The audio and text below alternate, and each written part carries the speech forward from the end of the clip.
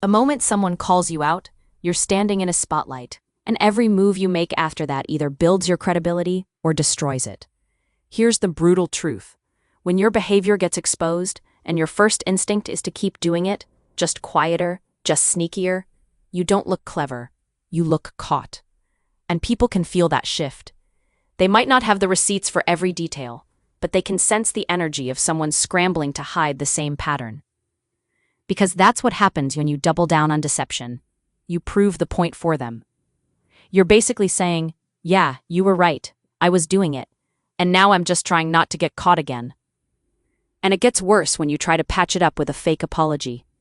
You know the kind I'm talking about. I'm sorry if you feel that way. I didn't mean it like that. I'm sorry you took it wrong.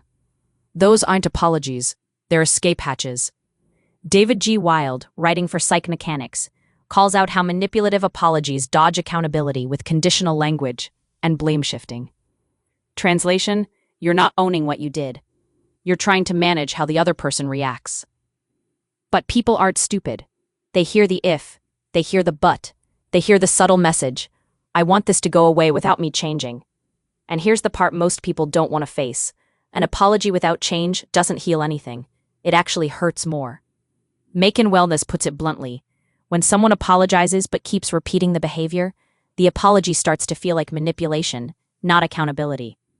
Over time, it creates emotional distress because the other person learns your words are a performance, not a promise. So if you're thinking, okay, fine, I'll just stop doing it around them, let me save you the embarrassment. That's not change.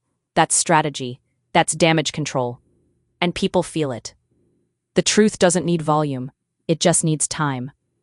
If your behavior has a pattern, lying, disrespect, crossing boundaries, playing innocent, twisting the story, people will connect the dots.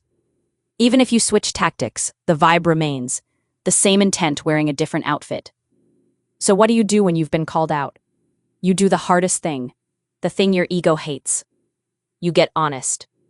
Before you even open your mouth, you do the self-reflection part. Neurolaunch emphasizes that a meaningful apology starts with self-awareness, actually looking at what you did, how it landed, and why it was inappropriate. Not what I meant, but what it did. Not my intentions, but their experience.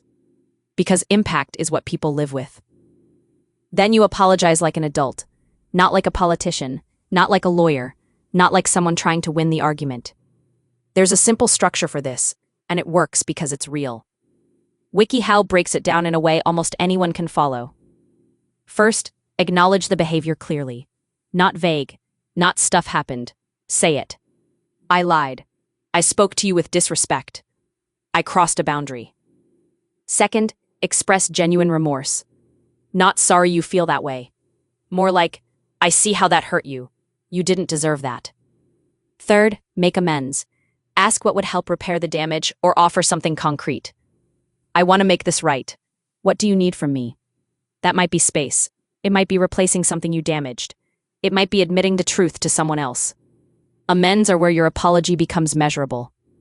Fourth, commit to change and name the change. Here's what I'm doing differently. Not I'll try. Not I'll do better. Specific. I'm not going to joke at your expense anymore. I'm going to be honest even when it makes me look bad.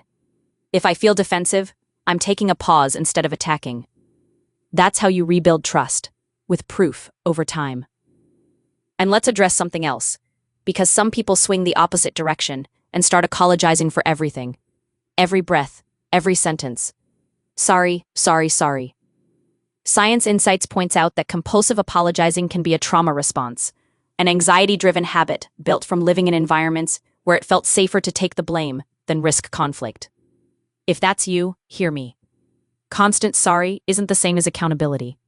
It can actually erase your authenticity and confidence. Real growth isn't saying sorry more. It's acting with integrity more. So here's the bottom line. Once you've been called out, you have two paths. Path 1, hide, deflect, minimize, rebrand your behavior, deliver a half apology, and keep doing the same thing.